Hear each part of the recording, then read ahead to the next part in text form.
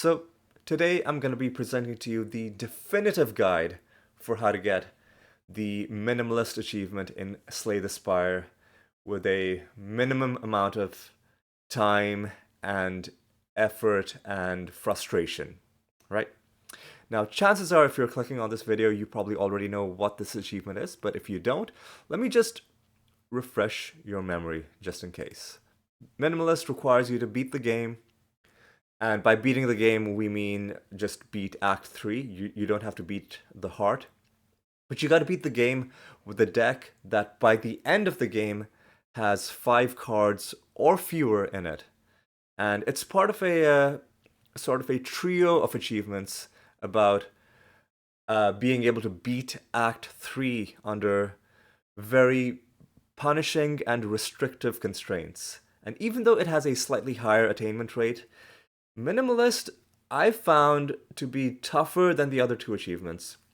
But one reason why I found it so tough was because even though I was trying to follow what the popular guides were telling me, I wasn't really making a lot of headway, and I had to change my strategy to get a to improve my odds of getting it done. And it is that strategy that I will be presenting to you in this video. Before we go on, I'll quickly just mention I have in fact recorded footage of me getting the achievement, and if you want to watch that, the link is in the description. It's about an hour long, so if you want to watch me go through the entire run from start to finish, agonizing over every little decision, then the link is there. But with achievements like this, if you're looking for advice for how to get it, then watching my run won't necessarily help you that much because you won't necessarily have the same luck that I did. You could play the same seed that I did because you can just enter seeds, but you can't get achievements for seeded runs in Slay the Spire. So if you want to get the achievement, it'll be in your own randomly generated run where you might not have the same luck. So the only useful information I can give you is just the general advice that applies across the board. One other thing I'll quickly address is a lot of you might be looking at this title and thinking that it's a bit presumptuous, maybe even a little bit arrogant for me to claim that this is the definitive guide to getting this achievement, because you might be pointing out that other people have made guides on this very achievement, including some very, very good players of this game. People who have a reputation for being good at this game. And that is true. Some very good Slay the Spire players have made some very good guides on this achievement. But one thing that I think sets me apart is precisely the fact that I am not a Slay the Spire expert. I only started playing the game. I mean, I'd watched playthroughs of it, but I'd only started playing the game myself about, let's say, a month ago.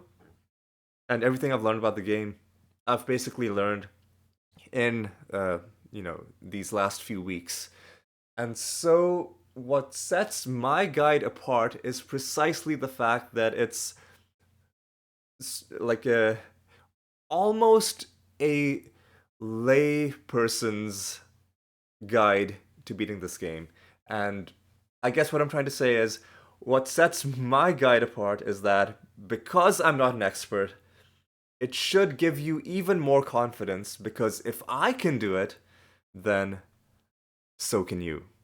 Now, for the next screen, we will start out by looking at a starting deck, right? So this achievement is all about decks and deck sizes. So we're going to start out by looking at the defects starting deck. There are, of course, 4 different characters in this game. The Silent is basically ruled out because the Silent has a larger deck size than the other characters. 12 cards instead of 10. And the extra 2 cards are like trash cards, basically, right? you have one extra strike and one extra defend. So we're gonna pretend like the silent doesn't even exist for the purposes of this achievement. So imagine that your only options are defect, ironclad, and watcher. We're gonna start out with a defect, and we're gonna start out with a defect for one very specific reason. That's because the most popular guide on YouTube, the video involves a person showing you a run that they did with the defect. So we'll start out looking at this character. I will talk about the ironclad later, but let's just take a look at the 10 starting cards you have as the defect for defense. 4 strikes, zap, dual cast. And when I was looking up guides on how to do this achievement, before I even went to YouTube, I went to Reddit, and a lot of people on Reddit were suggesting, why don't you just try going infinite? Because if you look up infinite builds, and if you just look at the minimum amount of cards required to make those builds work, it's generally a low amount of cards. For instance, here's one example of a defect infinite. It's just 4 cards. A cool-headed, and another cool-headed, and a blizzard, and a fusion. And that satisfies the requirements to get minimalist. But there's a bit of a problem with this, which is that none of these 4 cards are in our starting deck. So not only do we need to find all 4 of these cards, then we also need to remove 9 cards from our starting deck. Why do I say 9 cards when there's 4 cards in the infinite? It's because you can have one more card and still go infinite, and that one more card can be from your starting deck. So let me just ungroup these for a moment. So for instance, if I drag this strike down here, we could have a deck like this and still be infinite, because it's still 5 cards. But that still means that every card left over on top of the screen right now still needs to be removed. And if you count them up, that's 9 cards, which is a lot. Now I'll talk later on about the math behind getting card removals, and I'll explain to you why any card strategy that relies on getting 9 card removals in a single run is just a non-starter, or should be a non-starter for anybody trying to get this achievement, because of how outrageously unlikely it is. I'll talk about that in a bit. But before we even get to that, there's one other problem with just the strategy of trying to get minimalist by going infinite. Now, going infinite is a perfectly viable way to play this game, but the problem with infinite decks is that they are only able to kill the enemy. Oftentimes, they're only able to kill the enemy because they're infinite. They don't actually do that much damage per... Well, you're not really operating on turns if you're going infinite. You're operating on, let's call them like deck cycles. They do a small amount of damage per cycle, but are able to kill enemies, including scary bosses, because they are just able to perpetually keep going through these cycles until you have enough damage to win. In the case of this infinite, you just keep playing cool-headed. You're not actually doing, damage per cycle. What you're doing is you're buffing up Blizzard, and then eventually you kill the enemy with Blizzard. There's another infinite that involves 2 skims, 1 fusion, and then you need like claw. But even then, right, with just a single claw, that's not a lot of damage per cycle. It ramps up, but ramps up slowly. Anyway, so the problem with trying to get this achievement while going infinite is that you will not have the luxury of being able to bring in transitional cards, right? So the way I usually go infinite, if I'm playing as the defect, is I will pick up cards that aren't even in the infinite, things like Glacier or Claw, because they will help me with being able to beat enemies in the medium turn. And then by the end of the game, let's say I've somehow picked up two cool-headed cards in Fusion, and I'm able to go infinite. Then I can start removing cards, and then even if I have a deck of, let's say, 7, 8, or even 9 cards, with enough draw, I can go infinite. But this achievement isn't about going infinite, it's about ending with a deck size of under 5 or fewer cards. And if you're adding more cards, like even more cards than what's on the screen right now, like you're adding the 4 cards for the infinite, and I'm also adding 2 claws, and I'm also adding um, Glacier or Auto Shields, well, then that's 7 cards that I'm adding on top of the 10 that I start with to get down to 5. That's got to be 12 cards removed, which is just not going to happen, right? Which is just not going to happen. The other alternative is you just immediately find all 4 cards for the infinite, which could theoretically even happen, but again, the odds are so low that it's uh, just not likely enough for you to be trying to do that, right? Like I'll make this analogy. You can think of the cards as sort of the vital organs of the body that is your deck.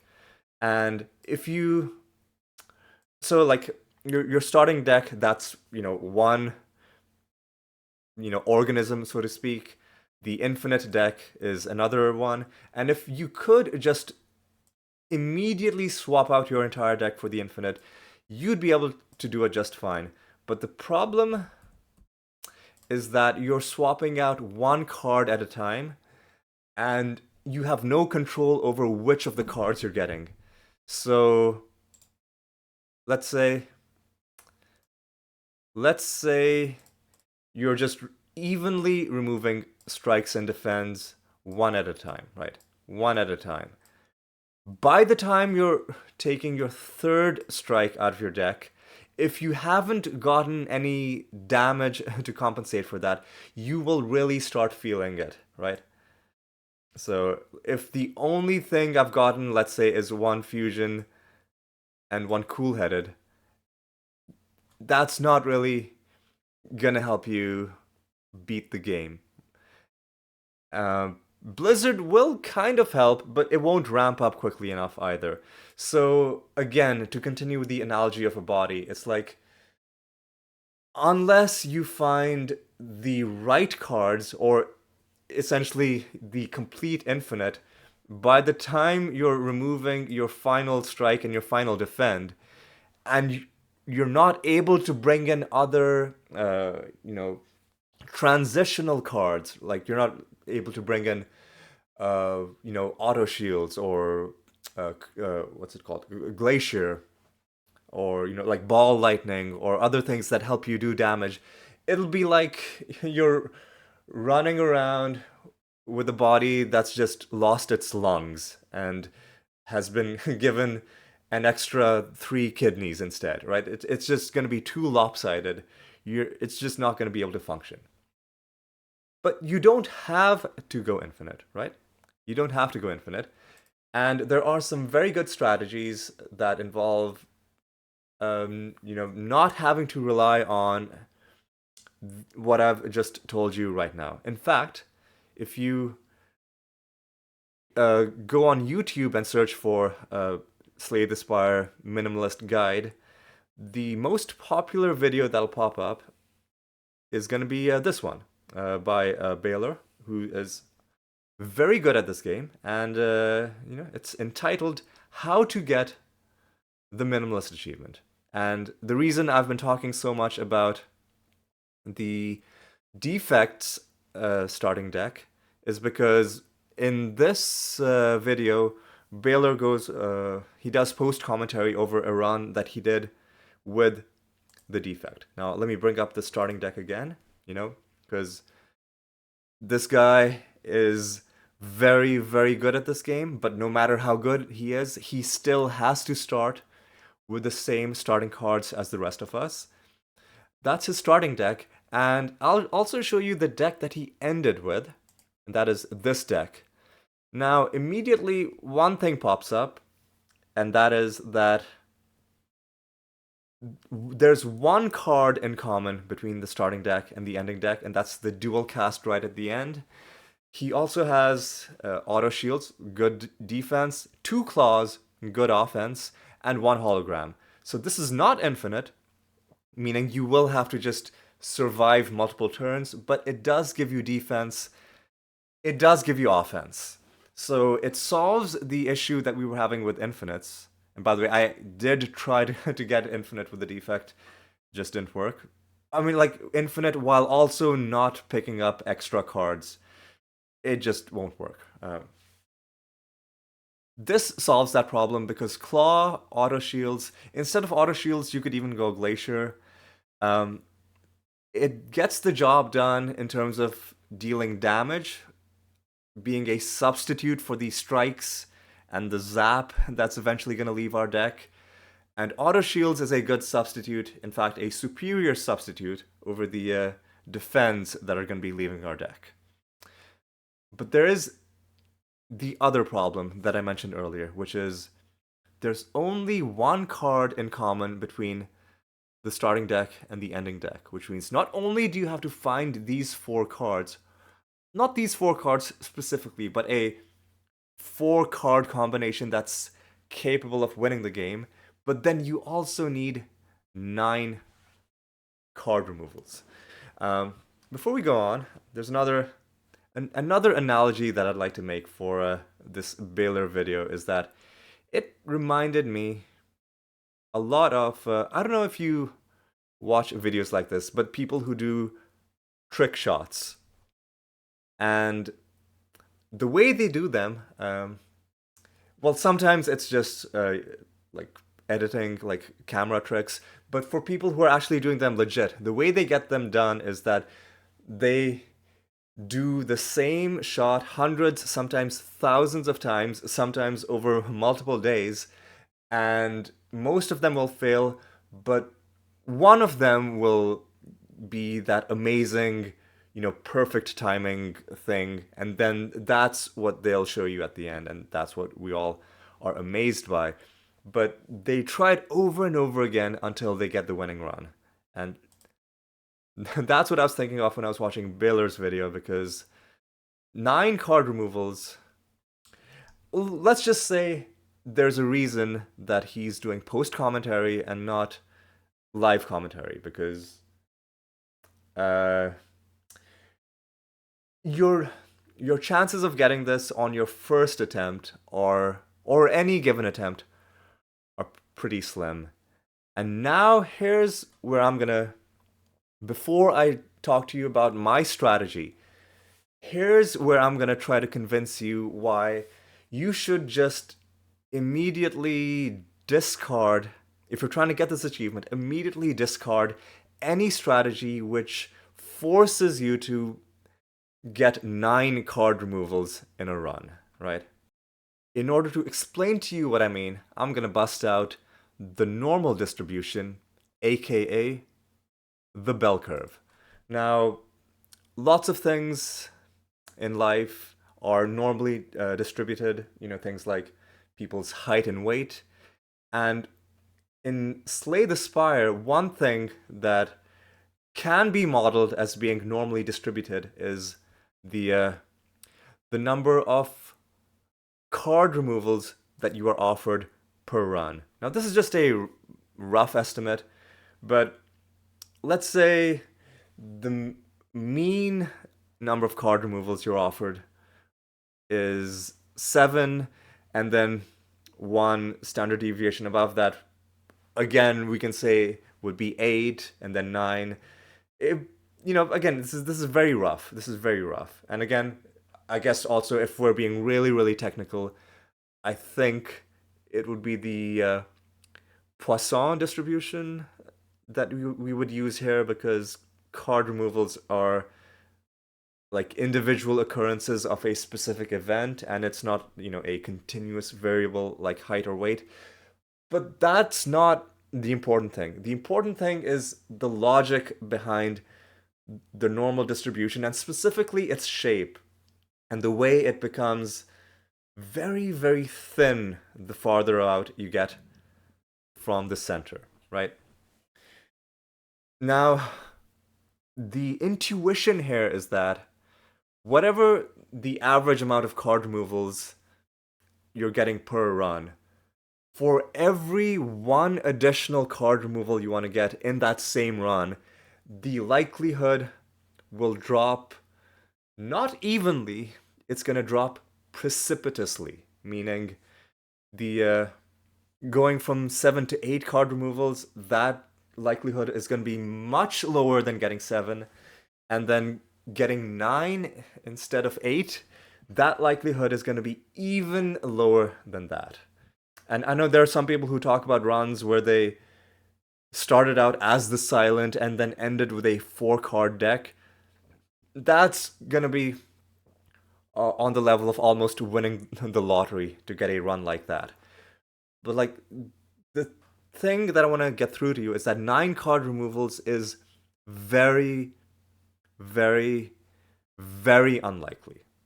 It's very, very, very unlikely. And in fact, some of you are probably looking at this and saying, you've put 7 right at the center, meaning you expect that in 50% of runs, there's going to be 7 card removals. And you might think that that's a little high because you might be thinking, I am not removing 7 cards in half of the runs that I'm playing. I highly doubt that maybe even 6 cards would be, in terms of what people are actually removing, might be a little bit too high to put at that center point. But what I'm trying to say is that if you removed every single card that you possibly could, if you took every single card removal that the game offered you and tried to maximize that by, always pathing towards question marks and chops, and then if you actually took every single card removal, then 7 could maybe be at the middle point. The reason you're not removing 7 in half your runs, the reason why I'm not removing 7 in half my runs, is that by the time you get to the fifth, sixth, seventh card removals, especially ones you're doing from shops, you're removing cards at the expense of other things that could make your run stronger. And usually, when you get your deck down to a size of, 7 or even 8, you don't need card removals that badly because you can just draw via potions, via cards, via the relics you picked up. You can draw your full hand and then just go infinite, right? Because your hand can hold up to 10 cards. So, yeah, in a normal run, you're not removing all these cards, but for Minimalist, generally, you will want to remove every single card that you are able to. And if you're taking every single card removal that you possibly can, then I think in about roughly half of the runs, you can make it to 7. There's one other thing that needs to be talked about, and that is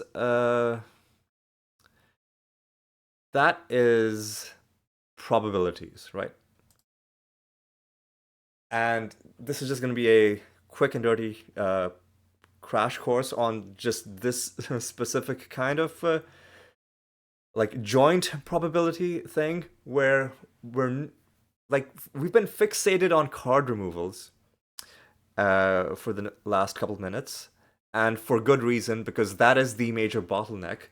But we also have to remember that it's not enough just to remove cards, right? Because you still have to win the run. So the top line says P, which stands for probability of A and B, is equal to the probability of A multiplied by the probability of B. And in this case, A is the, you know, the event where we get 9 or more card removals in a single run. And B is the event of ending with an acceptable final build, such as the one on the bottom of the screen. There are a few more. Now, I've been playing the game for dozens of hours at this point.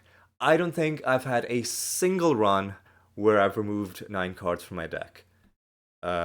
Admittedly, I haven't always been trying when my deck gets down to like 6 or 7, because you're not always trying to get minimalist. But let's be extremely generous and say that maybe you have a 10% chance of being offered 9 or more card removals in one run. In reality, I think it's much lower than that, probably even lower than 5%. But let's be really generous. Let's say it's 10%. So that's one thing that just needs to happen for a run like this to be viable. The other thing that needs to happen is you need to end with an acceptable final build. And that, as anybody who's played this game knows, is not guaranteed to always happen, right? I absolutely have played runs where not a single claw shows up. Like in any of my rewards, in any of the events, in any of the shops. And if you're going with a claw build, you need at least 2. If you're going with some alternate way of doing damage, you'll need those specific cards. But none of them are really as reliable as claw, I don't think. I've certainly had entire runs where hologram has just never shown up. Neither glacier nor auto shields has shown up. And then, right, you might get to the end. You might even have a deck that's 5 or fewer cards, but you might just fail because you weren't guaranteed to get an acceptable final build. Now, what is the odds of getting an acceptable final build? It's not super low, right? Especially if you're playing on Ascension 0 or Ascension 1. But let's say 60%. This I'm kind of confident in, playing as the defect. Let's say 60% of the time, in the 4 cards that you're allowed to pick up, you'll find something that can carry you through the Act 3 boss fight. Okay. The reason why I brought up the probability equation is that your chances of getting minimalist this way relies on both of these happening at the same time. So you need to pass the 10% for the 9 or more card removals, and also the 60% for the ending with a good build, which results in, the multiplication of the two, and it brings it down to 6%. And that is with the very generous 10% that we assigned to getting 9 or more card removals. If we more realistically bring it down to 5%, then if you factor in the 60% for event B, it brings you down to 3%.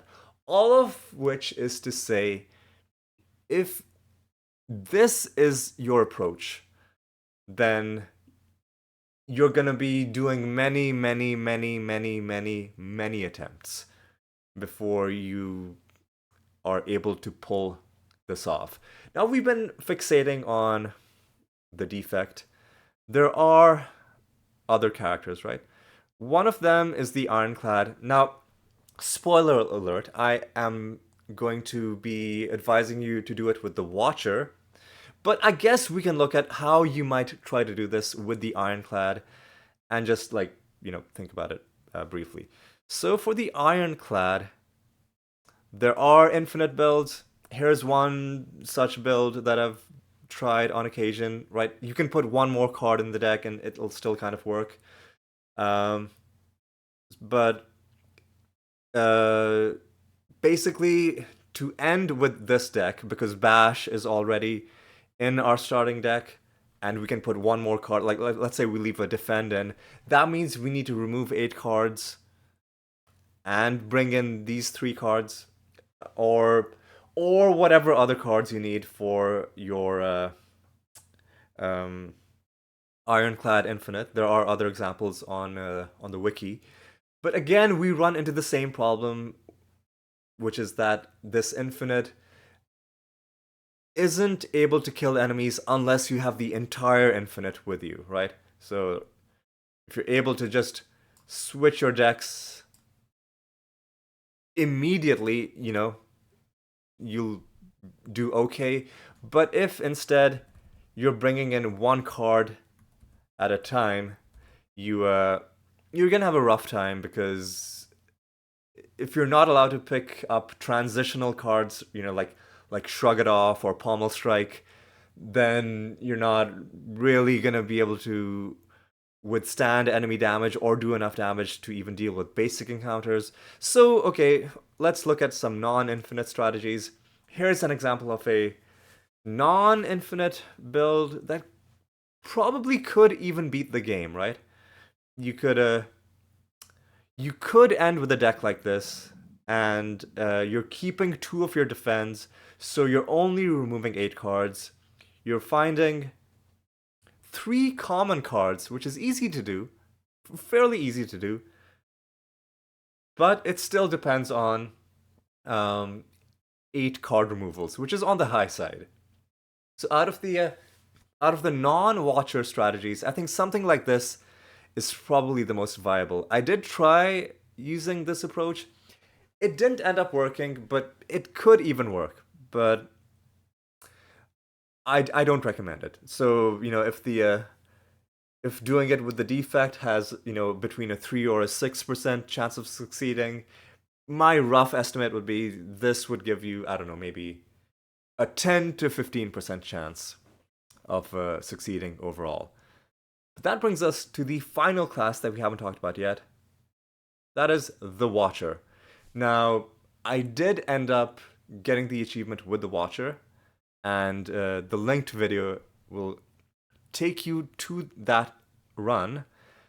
These are the cards I started with, and these are the cards that I ended with.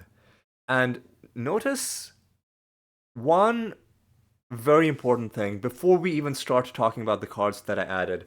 Notice that 3 of the cards are the same if we compare the starting deck to the ending deck. So, like, there's one strike, there's a vigilance, and there is wrath. So we really only need to add 2 cards to our deck. They are 2 uncommon cards, but with only 2 of these card additions, the infinite is basically complete, pending card removals. Now, one important reason why I think this is not just I think, it's pretty much mathematically necessary that this is the best way to do this is because first of all, only 7 card removals already it's so much easier to get. Like even going from 7 to 8 is such a huge leap that shaving that 1 card removal off already puts you at such a huge advantage. Another huge advantage is that the Watcher is one of those. Uh, well, the Watcher is difficult to play, but if you're able to play the Watcher well, then every card removal makes you stronger, right? Because you even if you've removed every single defend, the whole Watcher approach for Acts 1 and then maybe the first half of Act 2 is that you're killing enemies before they ever have a chance to deal damage. And you even have the possibility to defend if you really need to. So you won't ever feel like you've removed a vital organ. If the more defense you take out, in fact, the better your deck gets. And the only thing you need to bring in is 2 cards. It doesn't have to be these ones, actually no, that's not even, that's from our starting deck. It doesn't even have to be these cards specifically. Instead of Fear No Evil, you could have Inner Peace. There are a couple other ways to go infinite, but this is the best way to do it. Rush Down is mandatory, right? Rush Down just it just has to be there. Uh, and then you need one card that puts you into calm. Fear No Evil does it, but only if enemies are attacking. So if enemies aren't attacking, you aren't infinite. But if they aren't attacking, you also aren't taking damage. So you're never really in danger, right? Either you're either you're in infinite or the enemies aren't attacking. The only danger you could run into is enemies with spikes, where you have to attack them to go infinite, or just to deal damage as the Watcher, and you might get some damage back uh, in reply. But you're only adding 2 cards, uncommon cards to be sure, but only 2 cards, and like the intuition should be clear, but just to really drill it home, let's bring back our old probability equation. The probability that we are able to successfully get the minimalist achievement in this way, again, relies on 2 things happening, right? In this case, event A, instead of 9 or more card removals, we are shooting for 7 or more card removals. And event B, instead of just like a vaguely, acceptable kind of build, we're just going infinite, meaning you just win the game. And what are the probabilities of these? Well, again, these are rough. These are just based on my experience. So maybe, and I haven't been playing the game that long, so maybe my sample size is low. It could be skewed, but I don't think they'll be that far off from the actual probabilities, right? So I think if you're actually picking every single card removal that's offered to you, even at the cost of hundreds of gold in your last couple of shops, you will be able to get 7 or more, or like you'll be able to get at least 7 in roughly half of your runs, right? And then what is the probability of going infinite? Well, it's the probability that you get Rush Down and either, let's say, either Inner Peace or Fear No Evil. And again, I'm able to do that in roughly half of my runs. So again, I'm going to put that at 50%. This one I'm a little less confident in. It could go, 35 to 40%. But even then, right, it's still, it's still, it happens consistently enough that you'll have several runs a day where even if you're playing for just like an hour and a half, you'll see it happen at least once. And if we multiply these 2 probabilities together, it's 25%, meaning it would happen on average once every 4 runs. Even if we drop it down to 40%, right? Like you'll see Rush Down and one of the other cards, every 2 out of 5 times, let's say. It's still an overall probability of 20% that you'll succeed in getting minimalist with this approach, which is, I think, just it's just miles and miles above the uh, approach that we were looking at, the prospects we were looking at with the defect strategy that we looked earlier. The main thing holding the defect strategy back is just this whole business about 9 card removals. It's just not it's not something that you should be depending on, right? It's such a severe bottleneck that anything that raises that probability by requiring fewer card removals is just automatically better than playing this strategy. Anyway, let's go back, take one last look at the this Watcher deck, just so I can again drill it in that this is really all you need to get this achievement, and a little bit of luck. Your relics can help you out as well. You might find the relic where the empty cage where you remove two cards quickly. You might find the other relic where you get one more energy for leaving calm, meaning you don't even need to bring in an extra card. You can just use vigilance as your way of exiting wrath. So if you factor stuff like that in, I think that makes it even better. Uh, but yeah, it's this is definitely the preferred way for me for getting this infinite. Now, one thing I will acknowledge, and it would be irresponsible for me to not mention this, is that there is a reason not many people are playing as the Watcher, and that is because the Watcher is a little bit of a it's a difficult class to learn how to play. And one reason is, um, well, if you ask people, because a lot of people struggle. I struggled playing as the Watcher. I went to Reddit for advice, and a lot of people will give advice, and they say, well, as the Watcher, you've got to do the math very carefully. You got to plan out your moves very carefully. And I mean, I thought that was odd. I was like, aren't you doing that with every character, right? So what's special about the Watcher?